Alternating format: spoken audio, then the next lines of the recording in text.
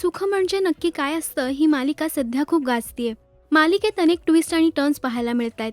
जयदीप आणि गौरीचा या मालिकेत नित्या आणि अधिराजच्या रूपात पुनर्जन्म झालाय. तेच जयदीप आणि गौरी आहेत याची जाणीव त्यांना हळूहळू होत असताना शालिनीचा या मालिकेत प्रवेश झाला. सध्या या मालिकेत नित्या आणि अधिराजच्या लग्नाची तयारी सुरू आहे. मालिकेचा एक नवा प्रोमो समोर आलाय. या प्रोमोमध्ये नित्या आणि अधिराजच पूर्वजन्मातील जयदीप गौरी आहेत अशी शंका शालिनीला येते. नवऱ्या मुलाची उष्टी हळद नवरीला नेऊन देते.